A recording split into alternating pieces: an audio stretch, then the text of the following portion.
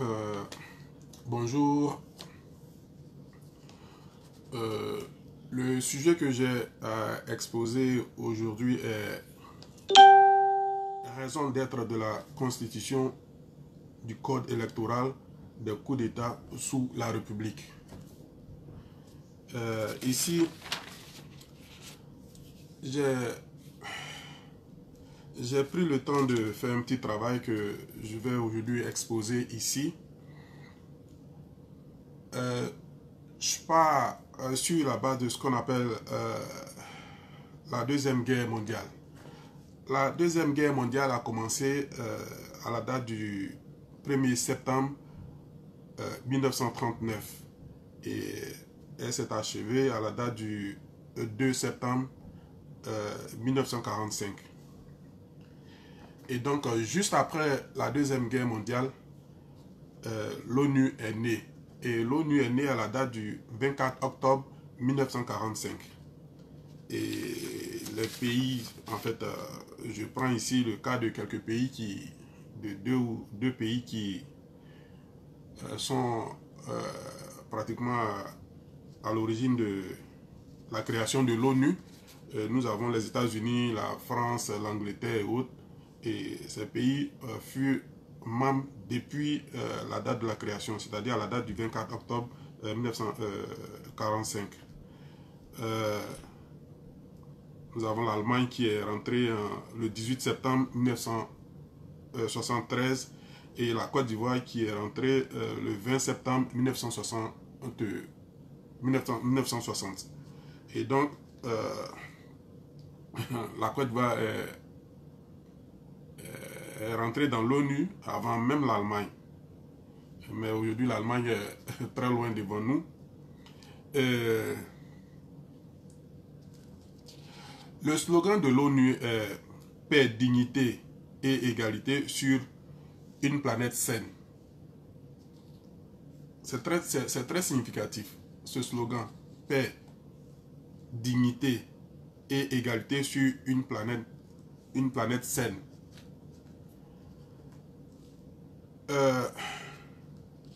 J'ai fait une remarque, c'est que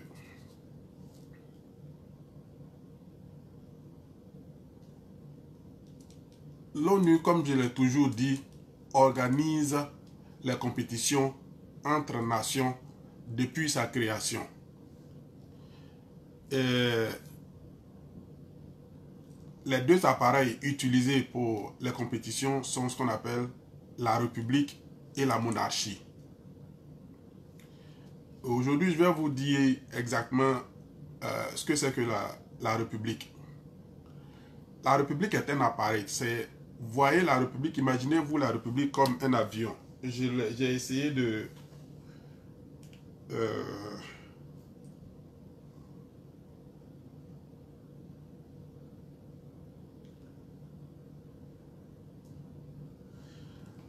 je ne sais pas si vous pouvez voir ça. Dans l'avion, il y a pratiquement 3 pilotes. Dans un avion, il y a 3 pilotes. Je ne sais pas si vous pouvez le voir. Il y a le pilote principal, il y a le copilote, et puis il y a le mécanicien, un mécanicien qui est assis juste à l'arrière de ces deux pilotes. Et le mécanicien qui est assis à l'arrière de ces deux pilotes, c'est lui qui décante les pannes quand l'avion subit, enfin quand il y a une situation. Et donc c'est comme ça que la République aussi est constituée. La République est constituée de ce qu'on appelle président de la République, qui est le pilote principal, président de l'Assemblée nationale, qui est le copilote, et puis président de la Cour suprême, et qui est le mécanicien. Si vous pouvez vous imaginer cette définition, en fait, la constitution de ce qu'on appelle des pilotes d'un avion, vous allez tout de suite vous retrouver dans ce qu'on appelle le fonctionnement de la République. Et vous allez voir que dans la cabine de l'avion, les mêmes éléments qui sont devant ce qu'on appelle le pilote principal sont les mêmes éléments qui sont devant le copilote. Donc c'est comme ça que la République aussi fonctionne. Et donc, quand vous prenez toute création, même quand vous prenez un médicament, il y a ce qu'on appelle une notice dans le médicament, qui accompagne le médicament. Quand vous prenez un appareil dans ces temps modernes, il y a ce qu'on appelle une notice qui accompagne l'appareil. Même quand vous prenez une voiture, vous allez avoir un petit livret, il y a une notice qui accompagne la voiture. Et quand vous prenez un avion, il y a une notice qui accompagne l'avion. Et donc quand vous prenez une république, il y a une notice qui accompagne la République, parce que la République est un appareil d'État, c'est un appareil. Et la notice qui accompagne la République, on appelle ça Constitution. On appelle ça Constitution. C'est-à-dire c'est la Constitution qui dit que voici comment est-ce que le président de la République doit fonctionner, voici comment est-ce que le président de l'Assemblée nationale doit fonctionner, voici comment est-ce que la Cour suprême doit fonctionner dans ces trois pouvoirs qu'on appelle exécutif, législatif et puis judiciaire. Voici comment est-ce que les choses doivent fonctionner, voici comment chaque entité ou bien chaque fonctionnaire doit travailler. Et c'est comme ça que les avions, les voitures, c'est comme ça que tout marche. Et dans la République, vous avez ce qu'on appelle le code électoral. C'est la même chose comme dans la vie naturelle, enfin dans la vie. Vous avez ce qu'on appelle le code de conduite dans les auto-écoles. Et puis, ce sont des permis. C'est comment obtenir un permis, comment pouvoir diriger une république. Le code électoral donne les principes de la gouvernance ou bien de la direction d'une nation. Donc, je suis en train de vous dire, de vous imaginer dans le monde actuel que nous vivons, avec quelqu'un qui est pilote, qui dirige, qui pilote un avion, avec quelqu'un qui a une voiture, qui conduit sa voiture. Donc, il nous faut connaître notre avion, si nous sommes pilotes. Il nous faut connaître notre voiture, si nous sommes chauffeurs ou bien propriétaires d'une voiture. Et c'est comme ça. Et c'est avec l'avion que nous allons à une destination. Avec la voiture, nous allons à une destination. Avec la République, nous allons à une destination.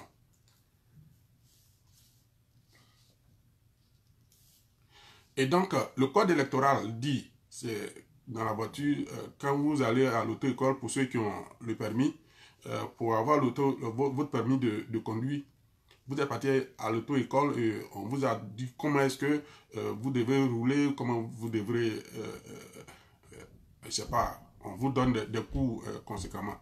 Et c'est à cela que le code électoral sert. Et les élections, c'est pour vous dire que vous êtes apte à conduire. C'est pour vous dire que vous êtes apte à conduire ce qu'on appelle un appareil de la République. C'est pour vous dire que vous êtes apte à être pilote, à conduire un avion. C'est pour vous dire que vous êtes apte à conduire votre véhicule. Et ça, c'est ce que les élections veulent dire. Et donc, j'ai pris cet exemple pour vous dire que en réalité, la République est un appareil que quand on l'emprunte, on va à une destination. La République nous amène à une destination, c'est-à-dire on est quitté d'un point A et nous allons vers un point B. Et donc la République est un véhicule, est un avion que nous empruntons pour aller à cette destination. Mais la destination de la République, enfin, quand vous empruntez la République, la destination est spirituelle. La destination est spirituelle. Ce n'est pas comme la voiture où vous allez vraiment de la maison de X à la maison de Y. Et avec la République, on se fixe des objectifs, on dit nous voulons atteindre ce niveau, c'est carrément spirituel. Et c'est la République là qu'on va emprunter pour atteindre ce point que nous nous sommes fixés. Et vous allez remarquer que dans le monde, ça a toujours été comme ça. Et je ne sais pas pourquoi est-ce que ça a été comme ça, mais ça a toujours été comme ça. Il y a toujours eu un défi qui est lancé à l'humanité juste après une crise. Quand vous prenez par exemple, ce sont des exemples, le monde a, voici, depuis que le monde, en fait, l'humanité est devenue Homo sapiens, c'est-à-dire depuis l'an 0, que l'humanité est devenue Homo sapiens, nous avons eu des défis que les hommes ont été obligés d'affronter et d'accomplir. C'est-à-dire, nous sommes passés du développement à ce qu'on appelle à la motorisation. La motorisation, nous sommes passés à l'industrialisation. De l'industrialisation aujourd'hui, nous venons de finir avec ce qu'on appelle la technologie. Et il y a un nouveau défi qui est lancé à l'humanité juste après le passage du Covid-19 qui est une crise mondiale. Et donc, ce nouveau défi qui est lancé, qui sera lancé à l'humanité juste après le passage du virus Covid-19, je voudrais que les Ivoiriens prennent part. Je voudrais que les Ivoiriens, véritablement maintenant, se mettent au travail et que nous participons à ce nouveau défi qui va être lancé à l'humanité juste après le passage du Covid. Et ce nouveau défi, on l'appelle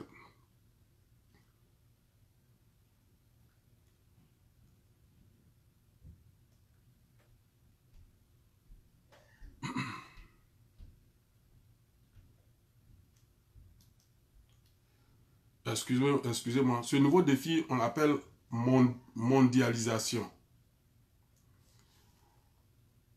Et la mondialisation qui veut dire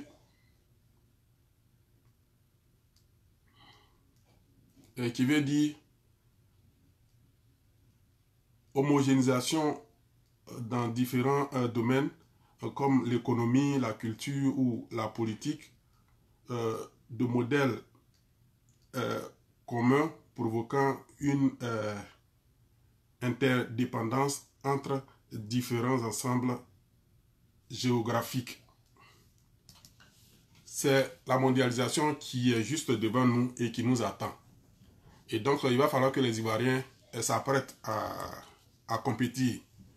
Nous allons compétir. Et l'appareil que nous allons utiliser pour cette compétition est ce qu'on appelle la République. Mais ici, je peux le dire que notre République est en panne.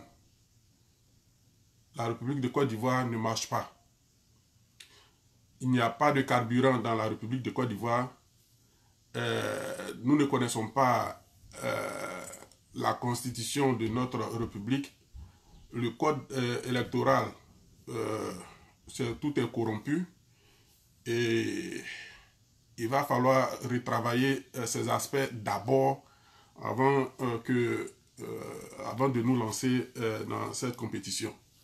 Et ce n'est pas que ça peut nous prendre, ça va nous prendre des millions d'années ou bien des centaines d'années, c'est ce que je dis. Le monde a atteint aujourd'hui l'aspect de la technologie et qui permet aux États d'aller très très très rapidement. Et nous pouvons réorganiser ou bien rétablir notre République et élaborer une constitution et puis tout ça est fonctionné très très très très très rapidement et puis nous lancer à la compétition. Voici les problèmes que nous rencontrons avec notre République. C'est ce que je dis. Peut-être que vous n'allez pas me croire, mais bon, allez-y, faites vos recherches, vous allez le voir. La République est un appareil qui, en fait, est un concept moral qui a été évoqué depuis les années de Socrate, de Platon. Et Platon en a fait un livre à ce sujet. Mais en tant qu'appareil, la République a été conçue par ceux-là qu'on appelle les francs-maçons aux États-Unis d'Amérique. Et c'est ce qui fait que les États-Unis d'Amérique ont été le premier pays à être une république avec un président de la République. Et comme je l'ai dit, ici, en tant que président de la République, vous voyez par président de la République le premier pilote de l'appareil d'État qu'on appelle République. Et la République des États-Unis d'Amérique a une constitution. Et la constitution des États-Unis d'Amérique a été élaborée depuis le 17 septembre 1787. Et depuis lors, c'est-à-dire depuis 17 septembre 1787 jusqu'à aujourd'hui, la République des États-Unis d'Amérique n'a pas encore été modifiée. On n'a pas encore remplacé, c'est toujours la même République. Ici, quand on fait la comparaison, alors que la France a été la deuxième république au monde, c'est-à-dire juste après les États-Unis d'Amérique, Lafayette, qui était aux côtés qui était lui aussi franc-maçon et qui était avec George Washington, a transféré la République en France. Et la République française a élaboré sa première constitution en septembre 1791. En septembre 1791, la République française a élaboré sa première constitution. Mais jusqu'à aujourd'hui, la France est à sa 5e République. Ça veut dire que la France a beaucoup changé de république. Et je puis vous le dire que jusqu'à aujourd'hui, les États-Unis d'Amérique n'ont jamais, et je dis bien jamais connu ce qu'on appelle un coup d'État. Mais la France a connu au moins 2 coups d'État dans son parcours. Et donc quand je parle de coup d'État ici, imaginez-vous ce qu'on appelle le vol d'un avion, on appelle ça crash, ou bien si c'est une voiture, c'est soit des accidents qui ont causé beaucoup de morts. Et c'est en cela que le coup d'État veut dire. Et donc, dans un pays, quand vous n'avez pas connu de coup d'État, ça veut dire que, bon, vous n'avez pas encore, votre république ne vous a pas encore permis de faire un accident. Et donc, pour dire que si la France est à sa 5e république, alors que la dernière république de la France a été élaborée à la date dans le mois de septembre 1958, et c'est juste après que la Côte d'Ivoire a eu son indépendance. Donc, aussi est-il que la constitution de la Côte d'Ivoire a été élaborée. La première constitution de la Côte d'Ivoire lui a été disposée à la date du 3 novembre 1960. Et donc, la constitution de la Côte d'Ivoire est basée sur la constitution française. Et donc, la constitution française ne spécifie pas exactement ce qu'on appelle la séparation des pouvoirs. Et quand c'est comme ça, tout le pouvoir est concentré dans la main du président de la République qui est exécutant. Et en tant qu'exécutif, si le président détient tous ses pouvoirs, c'est comme si le président était un roi. Et donc, d'une manière ou d'une autre, je dirais que la constitution française frise un peu à la monarchie. Et c'est pour cela que vous allez assister qu'en Côte d'Ivoire, le président de la République s'assoit dans son bureau et ratifie à lui seul la Constitution, ou bien change à lui seul la Constitution. Et la Côte d'Ivoire, nous sommes à notre... la Côte d'Ivoire était indépendante depuis le 7 août 1960, et aujourd'hui, la Côte d'Ivoire est à sa 3e République, c'est-à-dire dans ce petit espace de temps, la Côte d'Ivoire a changé 3 fois sa République. Et ça ne marche pas. Ça ne marche pas. Et donc c'est pour cela que j'ai proposé que, comme la République française fait beaucoup d'accidents, c'est-à-dire fait qu'on rencontre beaucoup de coups d'État, pourquoi ne pas emprunter une république qui ne nous permet pas, qui est anti-coup d'État, anti-corruption et autres, qui est la Constitution des États-Unis d'Amérique. Et donc c'est pour cela que je demande que nous penchions un peu sur cet aspect. Aujourd'hui, ne nous dites pas, je ne veux pas que quelqu'un me dise que oui, c'est la France qui fait que... non, parce que je sais que quand Alassane s'assoit dans son bureau, ou bien quand Alassane appelle ses experts pour modifier la Constitution à sa guise, il ne demande pas la permission à la France avant de le faire. Et donc pour rédiger une nouvelle Constitution, nous n'avons pas besoin de la France. Et nous, à la Côte d'Ivoire, suffisamment d'intellectuels maintenant, c'est juste une bonne pensée, juste une bonne perception de la vie, et puis de notre union en tant que communauté. Et puis bon, on peut élaborer une bonne constitution solide et puis basée sur la constitution des États-Unis d'Amérique et aussi celle de la France. Et puis nous pouvons fonctionner. Et donc, voici le problème que nous rencontrons avec l'aspect de la constitution. Et donc, nous avons pour devoir d'ailleurs de rédiger une nouvelle constitution adaptée à nos réalités. Quand je parle de réalité, c'est-à-dire à l'union des communautés que la Côte d'Ivoire constitue. Et ça, nous pouvons le faire. Et puis, maintenant, quand on aura corrigé cet aspect, je vous le dis, que la Constitution, dans la République qui est un appareil, vous allez voir que dans la République, les banques constituent le réservoir. Quand vous avez une banque, la Banque centrale constitue le réservoir de la République. Et l'argent constitue l'essence, le carburant de la République.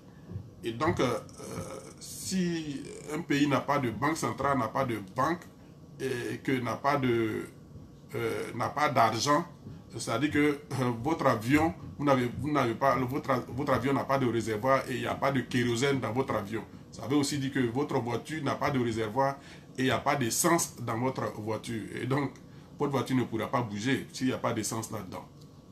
Et donc, c'est pour cela que la France, quand la France nous a disposé notre indépendance, ce n'est pas Houphouët-Boigny qui a créé ce qu'on appelle la caisse stable. Ça, je voudrais que vous le sachiez. Et la France, en nous octroyant notre indépendance, la France a créé ce qu'on appelle la caisse stable, qui était censée être à l'époque ce qu'on appelle notre banque centrale. Et c'est ce que je dis, la France a injecté beaucoup d'argent dans la caisse stable, c'est-à-dire a mis beaucoup de carburant, a fait le plein de notre réservoir et puis a disposé ça à Houphouët-Boigny.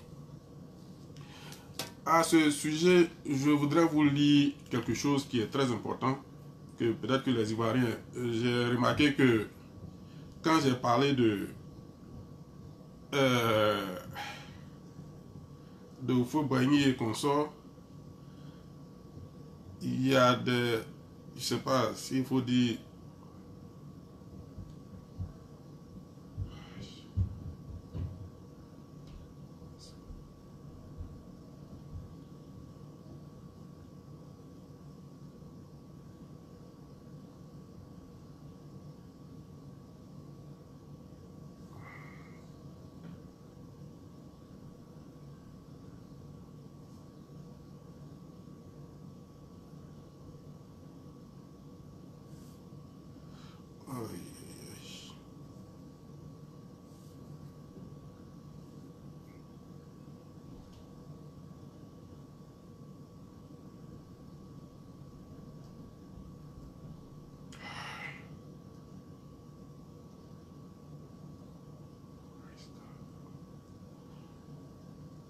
oui.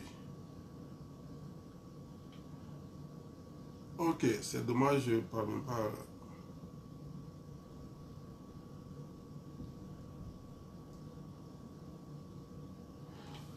Ok, je ne parviens pas à le trouver, mais ce que je voulais dire ici, excusez-moi si peut-être que, si peut-être que vous trouvez que je prends le temps, ou bien, parce que je trouve que ce sujet est très important pour que les Ivoiriens le négligent. Et donc, je voulais parler de ce qu'on appelle la caisse stable que la France nous avait disposée. La caisse stable a été créée en 1960, c'est-à-dire juste avant qu'Houphouët-Boigny ne soit placé comme président de la République de la Côte d'Ivoire. Et la caisse stable finançait pratiquement le développement agricole de la République de Côte d'Ivoire. Et donc, la caisse stable était le réservoir, c'est-à-dire la caisse stable, l'argent qui était dans la caisse stable était l'essence. Mais cet argent a été dilapidé. Au fouet, Bédier et autres là. C'est comme vous avez une voiture et puis on a vidé la voiture de son carburant. Et donc, comme on a vidé la voiture de son carburant, c'est pour cela que vous allez entendre que dans les années 90, la Côte d'Ivoire, l'économie de la Côte d'Ivoire était, la Côte d'Ivoire même était ruinée. C'est-à-dire, depuis 90, la Côte d'Ivoire ne pouvait plus fonctionner.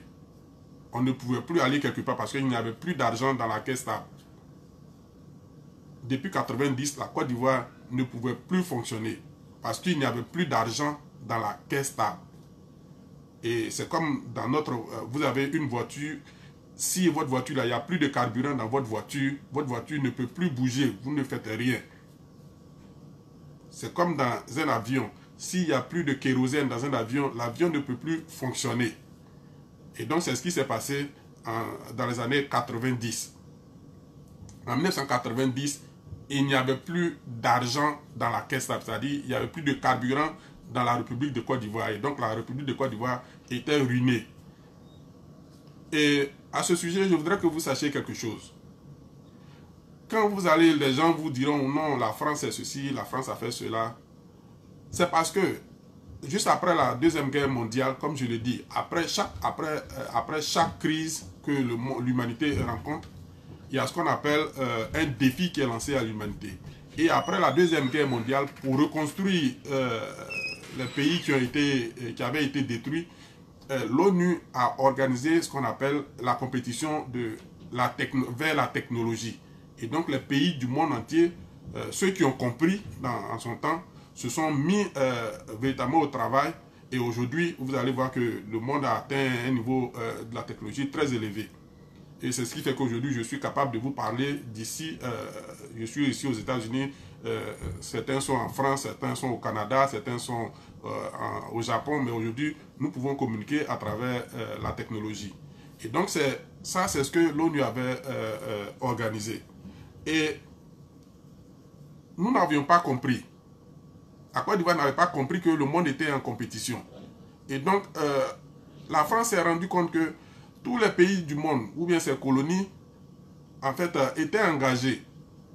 Mais la France a vu que la Côte d'Ivoire était toujours stationnée, c'est-à-dire était toujours arrêtée et ne bougeait pas, alors que le monde entier était en train de compétir.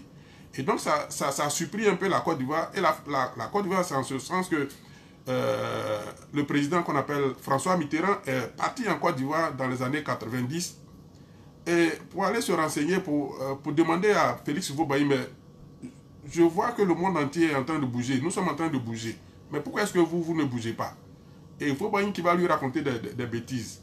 Et donc en réalité, il n'y avait plus d'argent. Les Bédier, Houphouët-Boigny avaient pillé l'économie de la Côte d'Ivoire, c'est-à-dire avaient vidé le carburant de la Côte d'Ivoire. Et donc la Côte d'Ivoire ne pouvait pas bouger. Et c'est pour ce faire que si aujourd'hui vous ne comprenez pas le sens de ce qu'on appelle la dévaluation, c'est pour ce faire que la France a dévalué le franc CFA. Parce qu'il fallait remettre encore du carburant dans la République de Côte d'Ivoire. C'est-à-dire qu'il fallait encore mettre de l'argent en Côte d'Ivoire afin que le pays puisse fonctionner et puis bouger. Et c'est pour cela que la France avait dévalué le franc CFA. Et ça, là, c'est au détriment des autres pays qui font partie de la CEDEAO. La France a été obligée de dévaluer, de la BCEAO, la France a été obligée de dévaluer le franc CFA pour injecter beaucoup d'argent dans la Côte d'Ivoire afin de faire fonctionner les entreprises comme la CIE, la SODECI, le port, l'aéroport et autres. C'est pour cela que la France avait dévalué le franc CFA. Rien que pour mettre du carburant dans notre République et pour que nous puissions fonctionner et puis nous lancer à la compétition. Et si certaines personnes n'ont pas compris la raison de la dévaluation, voici la raison de la dévaluation aujourd'hui. Et avant la mort d'Houphouët-Boigny, les Ivoiriens n'avaient pas besoin de visa pour aller en France, pour aller aux États-Unis. Mais il a fallu instaurer le visa parce que les Ivoiriens avaient commencé à sortir, puisqu'il n'y avait pas d'activité en Côte d'Ivoire, il n'y avait pas de travail, toutes les sociétés d'État avaient commencé à fermer, et donc il n'y avait pas d'activité. Vous allez prendre, avant on avait une compagnie aérienne qu'on appelait Air Ivoire, tout ça, ça a commencé à fermer, c'était ruiné, les SCI, le port, l'aéroport, tout était fermé, et donc les Ivoiriens avaient commencé à sortir du pays. Et si les Ivoiriens sortent du pays, qui va travailler en Côte d'Ivoire? Et donc c'est pour cela que la France avait instauré ce qu'on appelle le visa, pour empêcher les Ivoiriens de sortir du pays et de rester chez nous. Et puis, la France a venu relancer notre économie, c'est-à-dire à injecter de l'argent dans la CIE, à injecter de l'argent au port. Vous allez voir les Bolloré qui sont venus, qui ont commencé à faire des travaux. La France a commencé à relancer notre aéroport. La France a commencé à relancer le pays. De sorte que les Ivoiriens puissent rester chez nous et puis travailler et puis nous aussi compétir. Voici l'objectif. Si vous n'avez pas encore compris, que vous pensez que la France nous veut du mal, vraiment, vous avez fait le mauvais choix. Mais pour vous dire qu'en réalité, tous les problèmes que nous avons rencontrés, ce sont nos propres frères, ce sont nous-mêmes, nos propres dirigeants, les Houphouët-Boigny, les Bédié, ce sont eux qui nous ont mis dans l'état que nous sommes. Et aujourd'hui, pour vous dire que l'arrivée d'Alassane, c'était ça, parce qu'il n'y avait plus de carburant dans notre République. Et Alassane est un économiste. Et je vous le dis, dans les années 80-90, en Côte d'Ivoire, les Bédié ont instauré une mentalité qui était de telle sorte que si on vous met directeur d'une entreprise d'État, ou bien si vous êtes aujourd'hui nommé ministre d'un département, que si vous n'avez pas détourné l'argent, si vous n'avez pas volé l'argent, si vous n'avez pas détourné l'argent de sorte que l'entreprise ferme et que tous ceux qui y travaillent soient au chômage, c'est que vous n'avez pas réussi votre vie. C'est-à-dire qu'aujourd'hui, vous êtes ministre en Côte d'Ivoire et puis on vous donne le budget de fonctionnement de votre ministère et que vous n'avez pas vous-même volé ce budget que vous n'avez pas possédé de sorte que votre ministère ne puisse pas fonctionner. C'est que vous n'avez pas réussi votre vie. Et donc, ce qui fait qu'en Côte d'Ivoire, il fut dans les années 80-90, c'était le détournement massif de fonds. Le Conan Lambert, le port, l'aéroport, les directeurs, les PDG, avant on les appelait des PDG, président, directeur général, et ils ne faisaient que détourner l'argent. Et quand ils ont détourné, ce qu'ils faisaient, ça veut dire qu'ils ne faisaient que puiser le carburant de la République. Et donc, nous ne pouvions pas fonctionner. Et donc, quand il n'y avait plus de carburant dans la République, là, quand en Côte d'Ivoire, il n'y avait plus d'argent, nous ne pouvons plus fonctionner. Et c'est pour cela que la France, depuis François Mitterrand, a fait venir Alassane. Parce que la France ne faisait plus confiance à un seul intellectuel. Les intellectuels de Côte d'Ivoire étaient plutôt concentrés sur le fait de voler et de faire tomber les entreprises. En fait, les intellectuels de Côte d'Ivoire, en son temps, n'avaient pas compris que les pays du monde étaient en compétition et qu'il va falloir nous organiser, qu'il nous fallait nous organiser et puis nous mettre véritablement au travail et compétir. Et donc, c'est pour ce faire que la France a fait venir Alassane Ouattara. Sinon, Alassane Ouattara, c'est qu'il n'est pas ivoirien. Alassane Ouattara a bénéficié de ce qu'on appelle la carte de séjour. Et c'est ce que je dis, même depuis il y a les Amadou Thiam, il y avait des ministres qui n'étaient pas ivoiriens, mais qui étaient dans le gouvernement français, et dans le gouvernement ivoirien. Donc Alassane Ouattara pouvait venir fonctionner en tant que ministre, mais Alassane Ouattara n'avait pas le droit de briguer un poste électoral. Et donc c'est pour cela que la France a fait venir Alassane Ouattara, qui est un économiste de formation. Bédié, lui, son économie là, c'était pour voler l'argent de Côte d'Ivoire et puis tuer ses propres frères. Et donc la France a fait venir Alassane Ouattara, qui a fait une économie américaine. Et donc la France a dit, Bédié a la maîtrise de l'économie française. Et donc c'est pour cela que Bédié est parvenu à faire détourner les fonds de la caisse là.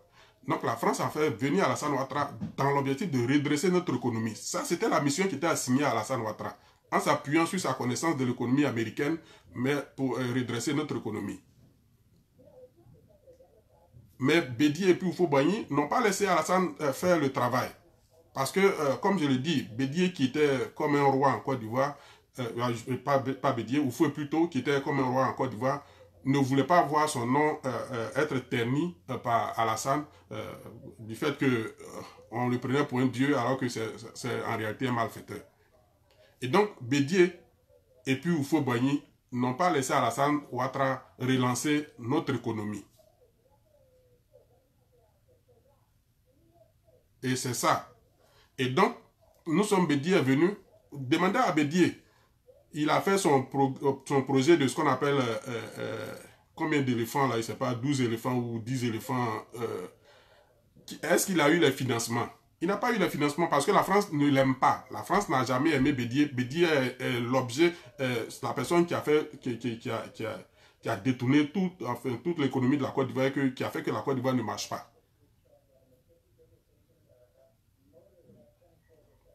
Bon, je ne vais pas m'attarder sur ce sujet, mais ce que je voudrais dire ici, c'est que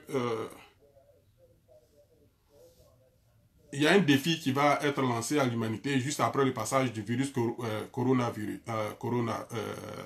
Covid-19. Et donc ce défi-là, je dis à mes frères ivoiriens, nous devrons nous apprêter, et parce que cette fois-ci, je veux que la Côte d'Ivoire, que les Ivoiriens compétissent. Je veux que la mondialisation, que nous soyons pas, que nous soyons pas, que nous participons à cette compétition que l'ONU va bientôt organiser juste après le passage du virus Covid-19. Et donc pour ce faire, c'est ce que je dis, il va falloir que nous redéfinissions ce qu'on appelle notre république. Il va falloir que nous rédigeons une nouvelle constitution.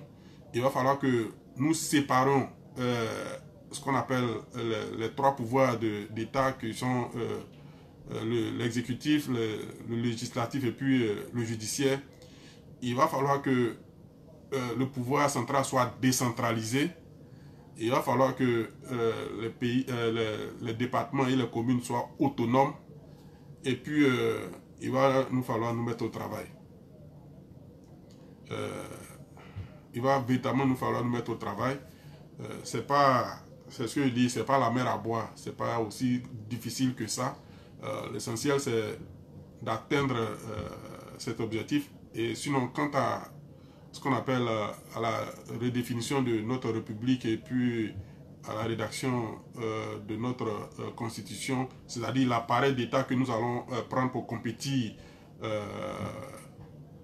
pour la mondialisation, il va falloir que nous asseyons maintenant et que nous en parlons. Je voudrais que ce soit les débats politiques que la jeunesse ivoirienne engage plutôt que de parler de conflits Bédier Alassane ou conflit Alassane Gbagbo ou conflit Gbagbo Bédier.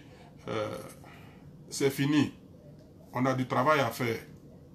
Et donc quand vous vous asseyez, arrêtez d'utiliser Facebook là. Les gens ont créé leur appareil là pour travailler. Vos sketchs, vos jeux, vos amusements que vous faites, vous remplissez en fait, leur appareil ici de vos bêtises. Consacrons ce réseau social là qui est Facebook ou bien YouTube et puis échangeons, engageons des débats. Voyons comment est-ce que nous pouvons conduire, comment est-ce que nous pouvons réparer notre République, comment est-ce que nous pouvons nous organiser dans la compétition qui est la mondialisation qui va être bientôt lancée à l'humanité. Et puis, avançons de bonnes idées, laissons nos esprits s'exprimer. C'est ce que je dis, le réseau social, c'est ce qu'on appelle, les Anglais disent free speech, ce qu'on appelle liberté d'expression. Ok, c'est la liberté d'expression. Et donc, exprimez-vous, dégagez tout ce que vous avez en vous, dites tout ce que vous savez. N'insultez pas quelqu'un parce que quelqu'un émet des idées. Si vous n'avez pas compris, vous posez la question parce que peut-être que ce que la personne peut dire, vous pouvez ne pas être d'accord, mais cela ne veut pas dire qu'il faut insulter la personne. Non, non, non. Dégagez, exprimez-vous. Dites tout ce que vous avez comme pensée, exposez tout. Nous sommes là, nous sommes des hommes. Nous allons prendre le temps de nous questionner et puis on va trouver des solutions à notre pays. Parce que nous ne sommes pas des animaux, une fois de plus. Nous sommes des homo sapiens. Et nous sommes censés créer, nous sommes censés inventer, nous sommes censés fabriquer. Et nous avons cette capacité en nous. La terre, les éléments de la terre, là, c'est avec ça. C'est-à-dire le bauxite, le tungstène, le fer, le magnésium et autres peuvent nous permettre de créer, de concrétiser nos pensées. Donc, on peut le faire. Mais c'est ce que je dis, éviter les injures concentrons nos esprits à ce qu'on appelle à l'innovation, et puis percevons dans le sens négatif la mondialisation qui est le prochain défi qui sera lancé à l'humanité. Je pense que c'est tout ce que j'ai à dire aujourd'hui. On va toujours continuer je vais toujours continuer d'exposer des idées, et puis nous allons en débattre. Je vous remercie, et puis bonne journée à vous.